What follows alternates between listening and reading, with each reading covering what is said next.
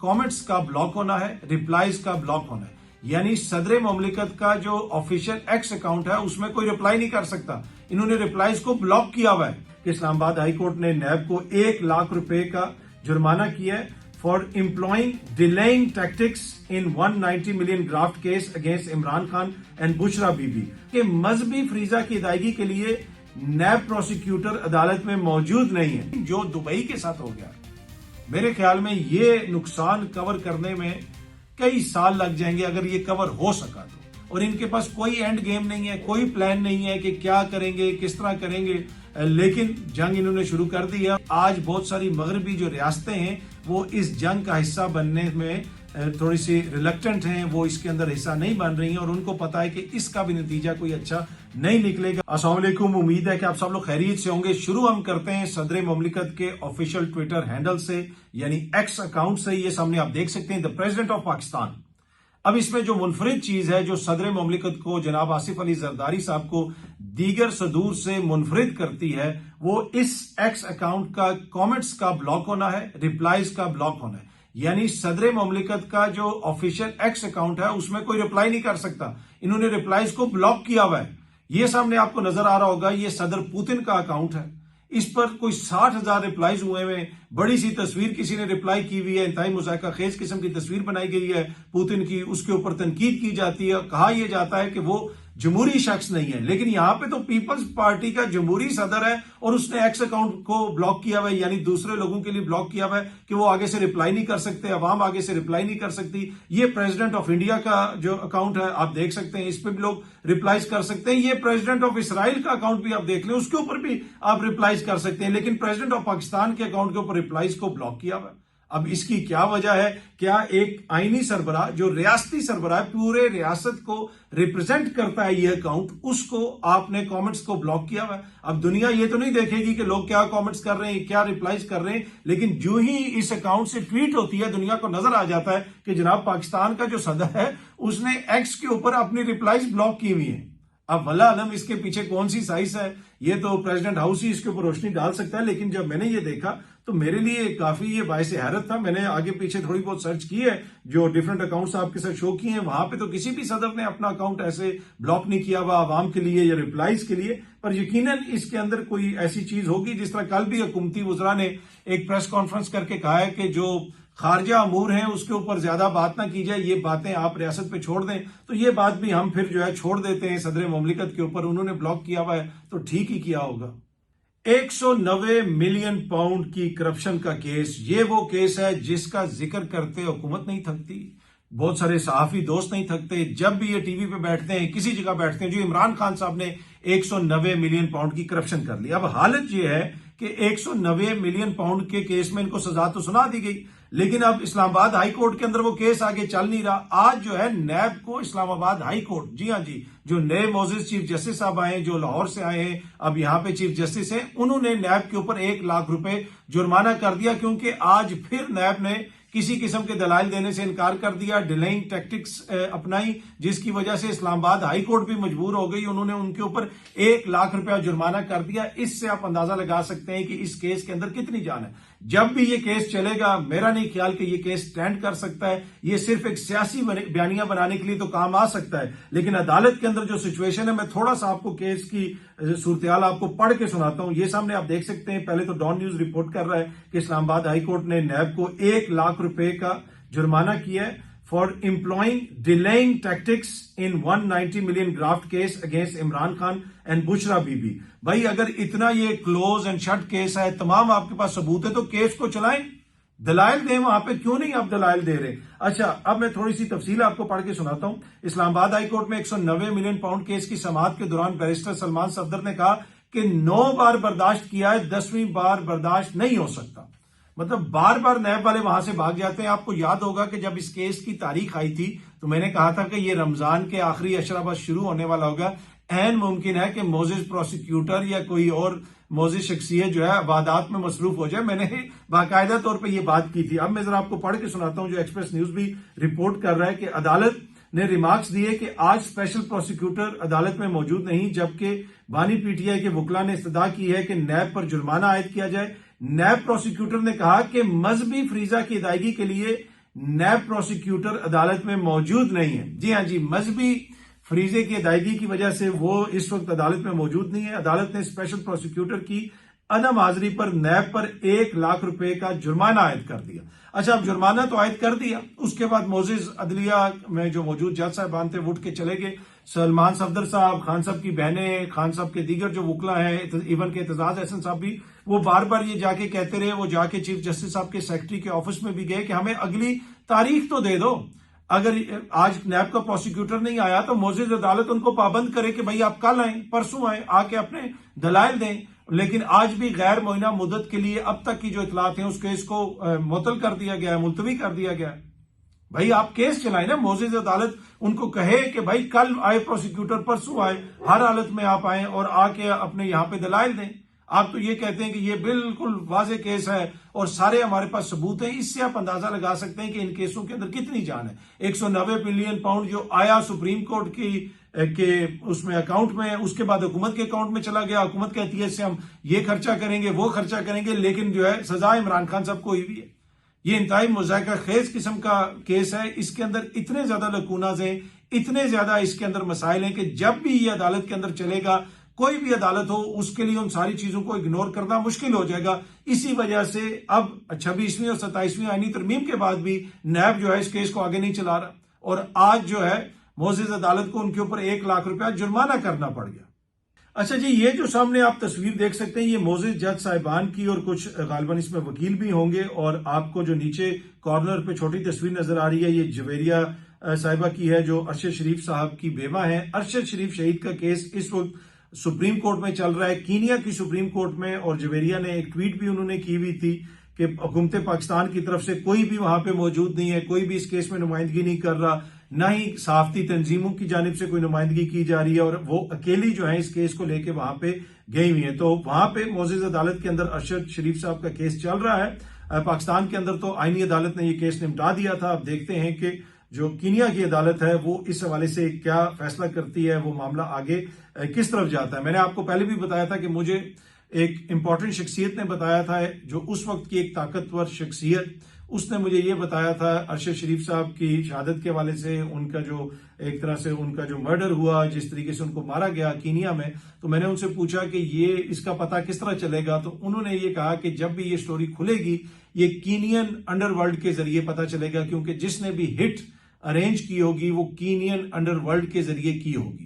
अब वला आलम इसके अंदर उन्होंने कहा कि कोई भारतीय एजेंसी भी हो सकती है, उसमें कोई और उनके कोई दुश्मन भी हो सकते हैं। अब मौकिफ तो पुलिस का ये है कि गलतफहमी में ये फायरिंग हुई है, लेकिन वहां पे जो साफी रिपोर्ट वगैरह करते रहे कि ये गलतफहमी में नहीं हुई है। तो बहुत सारे इसमें किरदार हैं वहां पे, वो जहां पे वो रुके हुए थे, आगे पीछे जिस तरह के मामला थे, काफी उसके ऊपर बहस होती रहेगी। लेकिन जब तक किसी अदालत से कोई चीज साबित नहीं होगी तो ऑब्वियसली आप उसके ऊपर अपनी जहन साजी तो नहीं कर सकते। लेकिन ये चीज मुझे बार बार याद आती है, बार बार मैंने आपसे पहले भी इस चीज का जिक्र किया था कि मुझे उस वक्त की एक ताकतवर शख्सियत ने, जो बाद में फिर अपने ओहदे से रिटायर्ड होकर चलेगी, उसने ये कहा कि अरशद शरीफ शहीद का जब केस का अगर कोई पता चलाना है तो कीनियन अंडरवर्ल्ड से शायद कोई क्लू मिल जाए। वला आलम अब उसमें उससे उनकी क्या मुराद थी कि किसी ने उनको हिट किया है, किसी ने कीनियन अंडरवर्ल्ड के जरिए वो कोई हिट अरेंज करवाई है।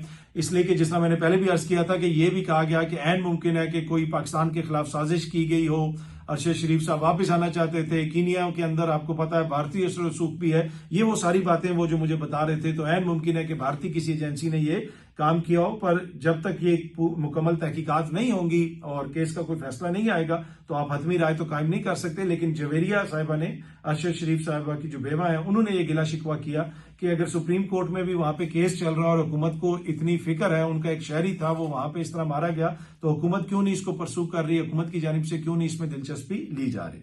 अच्छा, ये सामने जो आपको मनाजिर नजर आ रहे हैं ये दुबई एयरपोर्ट के, ये वो दुबई है जिसके लिए लोग कहते हैं कि जी हमने हर हालत में वहां पे जाना है, जिसके लिए लोग लाइनों में लग के वीजे लेते हैं वहां पे जाने के लिए। लेकिन अब वहां से निकलने के लिए ज्यादा लंबी लाइनें लगी हुई हैं, ज्यादा बड़ी तादाद में लोग वहां पे खड़े हुए एयरपोर्ट के ऊपर पहुंचे हैं कि भाई किसी तरीके से हमें वहां से निकालो। इस तरह की खबरें भी आती रही कि वहां से निकलने के लिए लोग लाख लाख डॉलर, 2-2 लाख डॉलर दे के वहां से निकले। चार्टर्ड फ्लाइट्स करवाई गई हैं, वहां से कुछ लोग ओमान गए हैं, ओमान के जरिए कुछ लोग निकलने की कोशिश कर रहे हैं। तो बड़े पैमाने के ऊपर वहां से लोग छोड़ के निकल रहे हैं और इस सारी एपिसोड के अंदर देखें, ईरान भी मुतासिर हुआ है, इराक भी मुतासिर हुआ होगा, कुवैत भी मुतासिर हुआ होगा, बहरीन भी मुतासिर हुआ है, जॉर्डन पे भी हमला हुआ है, इसराइल के ऊपर भी बमबारी जारी है, सऊदी अरब भी मुतासिर हुआ है, ये सारे मुतासिर हुए हैं। लेकिन जो दुबई के साथ हो गया, मेरे ख्याल में ये नुकसान कवर करने में कई साल लग जाएंगे, अगर ये कवर हो सका तो। इसलिए कि तासुर ये था, जो वीडियोस भी बनाई जाती थी कि दुनिया में इस जगह में ये है, उस जगह पे वो है, उस जगह पे टैक्स बहुत ज्यादा है, उस जगह पे रेगुलेशन बहुत ज्यादा है, उस जगह पे सर्वेलेंस बहुत ज्यादा है, उस जगह पे शख्सी आजादियां बहुत कम है, उस जगह पे ऐसी हुकूमत है, उस जगह पे वो है। इस तरह की बाकायदा एडवर्टाइजमेंट की फिल्म्स चलाई जाती थी दुबई के हवाले से, और दुबई को एक सेफ हेवन समझा जाता था। और इसी वजह से बहुत सारे जो मगरबी ममालिक के लोग थे वो भी वहां पे शिफ्ट हो रहे हैं, अपना पैसा वहां पे लेके आ रहे हैं। लेकिन जो इस किस्म की सूरत बनी है, उसके बाद से फिर लोग जिस तरीके से वहां से निकले, अब वहां से कैपिटल फ्लाइट होगा और इतनी जल्दी इसको रिकवर करना इतना आसान नहीं होगा। ये वो काम है जो ट्रंप ने किया है, और ट्रंप के हवाले से अब बताया जा रहा है कि जो इन्होंने जंग का आगाज वहां पे कर दिया, अब वहां पे एक इन कैमरा ब्रीफिंग दी गई है उधर के जो इलेक्टेड नुमाइंदगान हैं, जिसमें डेमोक्रेट्स भी शामिल हैं, जिसके अंदर रिपब्लिकन्स भी शामिल हैं, यानी अक्रॉस तमाम पॉलिटिकल लाइंस जो है, तमाम जमातों से ताल्लुक रखने वाले लोगों को ब्रीफिंग दी गई है। उसमें बाहर आके कुछ लोगों ने कहा है कि चीजें कुछ तो ऐसी हैं जो कॉन्फिडेंशियल हैं, जिन पे हम बात नहीं कर सकते। लेकिन लुबे लुबाब यह है कि इनके पास कोई मंसूबा नहीं है, इनके पास कोई प्लान नहीं है कि ये करेंगे वहां पे क्या। इन्होंने जंग तो शुरू कर दी। ट्रंप भी कहता जी मुझे बताया गया था, मेरे दामाद ने भी बताया था, उसने भी बताया था कि वो हम पे हमला कर सकते हैं। तो क्या उनके कहने के ऊपर इन्होंने ये जंग शुरू कर दी? और इनके पास कोई एंड गेम नहीं है, कोई प्लान नहीं है कि क्या करेंगे, किस तरह करेंगे। लेकिन जंग इन्होंने शुरू कर दी है, और जो स्ट्रेट ऑफ हुर्मुज़ है उसको भी खोलने के लिए, आप नाए हुर्मुज़ को खोलने के लिए भी इनके पास कोई प्लान नहीं है। वो कोई इतना आसान नहीं होगा जिस तरह ये कह रहे हैं कि जिसको हम खोल देंगे, इतना वो आसान नहीं होगा। आज भी ईरान कार्रवाइयां कर रहा है, ये सामने आप देख सकते हैं। ये ताजा तरीन मनाजर हैं इसराइल के, जहां पे ईरान की जानिब से कार्रवाइयां की जा रही हैं, ईरान मुसलसल हमले कर रहा है, आगे से ईरान के ऊपर भी अटैक्स हो रहे हैं, और अमेरिका और इसराइल की जानिब से बड़ी खौफनाक किस्म की बमबारी की जा रही है। बहुत सारे लोग वहां पे शहीद हो रहे हैं, हलाकतों की तादाद बहुत ज्यादा है वहां पे। और उसमें मैंने आपको पहले भी बताया था कि 95% लोग सिविलियंस हैं जिनको मारा जा रहा है, जिसमें स्कूल के बच्चे भी शामिल हैं। वो बच्चियों का पहले भी मैंने आपसे तफसीलात शेयर की थी कि वहां पे 2 मिसाइल मारे गए, पहले एक मिसाइल मारा, फिर दूसरा मिसाइल मारा। उन बच्चियों का कसूर ये था कि उनके जो वालिदैन हैं वो ईरान की फौज के अंदर मुलाजिम थे, और वो जो स्कूल था वो फौज के एरिया के करीब था। तो क्या इस वजह से उनको सजा दी गई? ये क्वेश्चन भी अब अमेरिकन सहाफी टकर कार्लसन जैसे सहाफी उठा रहे हैं। लेकिन वो ये कहते हैं कि मेरा जमीर नहीं मानता कि अमेरिका ने ऐसा किया होगा, तो हमें इसी चीज पे बिलीव करना पड़ेगा, इसी चीज के ऊपर हमें एतमाद करना पड़ेगा कि ये गलती से हुआ है। पर एनीवे, बच्चों को मारा गया है। इटली से लेके स्पेन तक जो उनकी पार्लियामेंट है उसके अंदर खड़े होकर लोग मजम्मत कर रहे हैं। और अब तो इस तरह की भी इतलात आ रही थी कि जो इटली की प्राइम मिनिस्टर हैं उन्होंने भी इस चीज की मजम्मत की है। क्या पाकिस्तान की पार्लियामेंट के अंदर भी इसकी कोई मजम्मत हुई है? इन बच्चियों को जिस तरीके से मारा गया, और मजम्मत करना ये काफी नहीं है कि जी इन बच्चियों को मार दिया गया है, इन बच्चियों को शहीद कर दिया गया। किसने शहीद किया है? एक गैर कानूनी जंग मुसल्लत की गई है इसराइल की ख्वाहिश के ऊपर ट्रंप साहब की जानिब से, और वो ट्रंप जिसको इसराइल नोबेल पीस प्राइज के लिए नामजद करता है और फिर उससे लोगों के ऊपर हमले करवाता है। क्या दुनिया में इसराइल के अलावा भी कोई और है जो कहेगा कि इसको नोबेल पीस प्राइज दो? हाँ, एक हम है, हमारी हुकूमत ने कहा था। अब वो क्या फैसला ये वापस लेंगे, ये भी हुकूमत के ऊपर तनकीद होती है। मसला ये है कि हुकूमत ये भी कहती है कि आप जो फॉरेन पॉलिसी है उसके ऊपर ज्यादा कमेंट ना करें, लेकिन ये वो सारी चीजें ये तो डिस्कस होंगी। हाँ, अगर आप झूठ बोल रहे हैं फॉरेन पॉलिसी के हवाले से, चाहे वो अरब ममालिक के हवाले से हम कहें कि जी वो ये कर रहे हैं और पाकिस्तान ने ये करना है, उस तरह की जो बात की जाती है कि व्यूज लेने के लिए, और जो है वो आप अगर कोई ऐसी गलत बात करते हैं तो वैसी बात नहीं होनी चाहिए।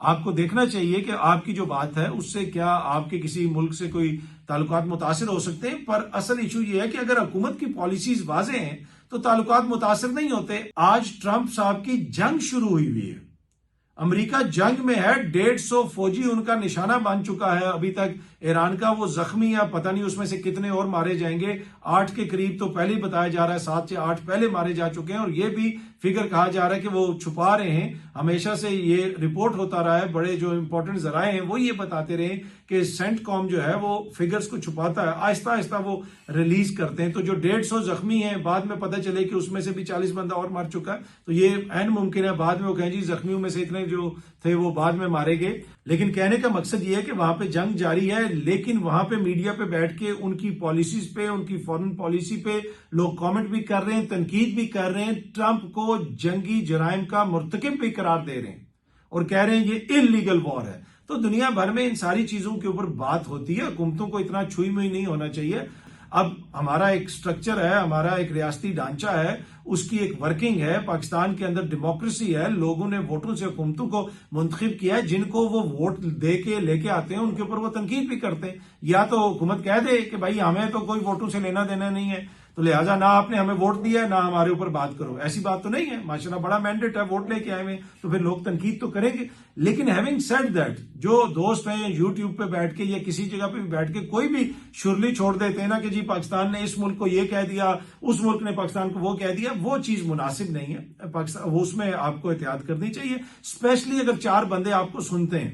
लेकिन अगर आपकी बात में वजन है तो फिर आपके ऊपर जो जिम्मेदारी का वजन है वो बहुत ज्यादा होता है। इतनी ऐसी चीजें होती हैं कि जिनको बंदा शेयर कर सकता है, लेकिन जिम्मेदारी होती है कि यार पहले इसको कंफर्म किया जाए, क्या इस चीज से इसका ये नुकसान होगा, वो नुकसान होगा। ये कोशिश नहीं होती कि सच को छुपाया जाए, लेकिन सच के भी बहुत सारे पहलू होते हैं ना, आपको तहकीक करनी पड़ती है, आपको देखना पड़ता है। जिम्मेदारी होती है कि आप ये तहकीक करके इस चीज को पूरा जांच लें, उसको परख लें, उसके बाद किसी से शेयर करें। और यही चीज हमारे मजहब में भी है कि पहले जनाब को देखो, तोलो और उसके बाद बात करो। तो गैर जिम्मेदारी का मुजाहरा यकीनन मीडिया की जानिब से भी किया जाता है, हम सहाफियों की जानिब से भी किया जाता है, उस पर कोई दो राय नहीं है। लेकिन जो हुकूमत की एपेटाइट है कि अपनी मर्जी का बयानिया चलाया जाए, मुस्बत रिपोर्टिंग हो, लगता यह है कि वो दिन ब दिन बढ़ती जा रही है। तो हुकूमत को भी उसके ऊपर देखने की जरूरत है, थोड़ा सा सोचने की जरूरत है। पर एनीवे, जिस तरह मैं अर्ज कर रहा था कि मशरक़ वुस्ता में जंग जारी है और ट्रंप साहब के पास लगता यह है कि मंसूबा कोई नहीं, आप समझ नहीं आ रही कि आगे क्या करें। अच्छा, ये जो आप सामने तस्वीर आपको नजर आ रही है, ये एक अमेरिकन फौजी की तस्वीर है। नीचे उसकी कोई 20 साल पुरानी तस्वीर है, जब वो इराक के अंदर जंग वगैरह के लिए गई थी। और अब वो ये कह रही है, उसने वीडियो बनाई है कि आज से 23 साल पहले मैं जब गई थी, इस जंग का हिस्सा बनी थी, तो मैं ये समझ रही थी कि मैं दहशतगर्दों के खिलाफ लड़ने गई थी। लेकिन अब रिटायर्ड होने के बाद इस सारी डेवलपमेंट्स हुई हैं, उसके बाद जो कुछ भी हुआ, अब मैंने रियलाइज किया है कि असल दहशतगर्द तो मैं थी, जो वहां पे गई और जाके उधर मुल्क को तबाह किया। उधर जो है जिस तरीके से बड़े पैमाने पर तबाही हुई, उसमें असल दहशतगर्दी तो हम लोगों ने की है। तो ये एक अमेरिकन शहरी है जो अपनी हुकूमत को कह रही है कि भाई आप जो है वो दहशतगर्दी कह रहे हैं। तो ये फिर राइट होता है, डेमोक्रेसी के अंदर लोग इसके ऊपर बात कर सकते हैं। पर एनीवे, जो इराक में इन्होंने किया, जो अफगानिस्तान के अंदर इन्होंने किया, दोनों जगहों पे ये अनफिनिश्ड बिजनेस छोड़ के गए। लगा ये कि कोई इनके पास प्लान नहीं था। और जितने बड़े पैमाने पे सिविलियन हलाकतें हुई इराक के अंदर, कहा यह जाता है कि 3 लाख का तो गालबन कोई ऑफिशियल फिगर है, पर कहा जाता है कि अनऑफिशियल फिगर जो है वो कोई 1 मिलियन से ज्यादा है, यानी 10 लाख से भी ज्यादा है। उस जंग के नतीजे में जो खौफनाक ग्रुप सामने आया, जो दहशतगर्द ग्रोह वजूद में आया, उसकी कोई नजीर नहीं मिलती। ये फलाना जरकावी आ गया, वो फलाना ये तंजीम आ गई, ये हो गया, वो हो गया। ये सारे तोहफे अमेरिका की इराक की इलीगल जंग ने हमें दिए। उस वक्त भी वो जंग इलीगल थी। बरतानिया के जो अटॉर्नी जनरल थे, उन्होंने बाकायदा ये ब्रीफिंग दी थी हुकूमत को कि जो कौम मुत्तहिदा की रेजोल्यूशन है, इस रेजोल्यूशन के तहत हम जंग शुरू नहीं कर सकते, हमें एक फॉलो अप रेजोल्यूशन लेनी पड़ेगी। लेकिन उनके मशवरे के बरअक्स टोनी ब्लेयर ने जंग में जाने का फैसला किया और फिर उस जंग के नतीजे में जो तबाही हुई वो आपके सामने है। और यही वजह है कि आज बहुत सारी मगरबी जो रियासतें हैं वो इस जंग का हिस्सा बनने में थोड़ी सी रिलक्टेंट हैं, वो इसके अंदर हिस्सा नहीं बन रही हैं और उनको पता है कि इसका भी नतीजा कोई अच्छा नहीं निकलेगा। अब देखते हैं कि क्या वे आउट प्लान है ट्रंप के पास, किस तरह वो इस जंग को खत्म करते हैं। वैसे तो उस तरह की बातें उन्होंने करना शुरू कर दी हैं कि हम जीत चुके हैं, हमें इनक्रेडिबल किस्म की कामयाबी मिली है। लेकिन असल चीज ये है कि जब तक इसराइल ये जंग बंद नहीं करना चाहेगा, ट्रंप इस जंग को बंद नहीं करेंगे। ये जंग इसराइल के कहने के ऊपर ट्रंप ने शुरू की है और मुझे ये लगता है कि जब तक ट्रंप को नोबेल पीस प्राइज नहीं मिलेगा, वो जंगें इसी तरह करता रहेगा और फिर नोबेल पीस प्राइज का मुतालबा भी करता रहेगा। तो उम्मीद तो यही है कि जल्दी उसको कोई नोबेल पीस प्राइज दे दे, तो शायद उसके बाद वो ये जंगें करना बंद कर दें। लेकिन वो उस नॉमिनेशन के बाद से अब तक जितनी उन्होंने कार्रवाइयां की हैं वो हमारे सामने है। दुनिया के किस किस मुल्क में अमेरिका बमबारी कर चुका है और यहाँ पे जिस किस्म की ये जंग छेड़ी गई है, इस पे एक तरह से कॉन्सेंसस है। इंटरनेशनल जो एक्सपर्ट्स हैं, बहुत कम ऐसे हैं जो ये कह रहे हैं कि ये लीगल वॉर है। मेजॉरिटी ये कह रही है कि ये इंटरनेशनल कानून की खिलाफ वर्जी है ये जंग और ये एक गैर कानूनी जंग है। बहुत जल्दी आप सब दोस्तों से दोबारा मुलाकात होगी। Thank you very much.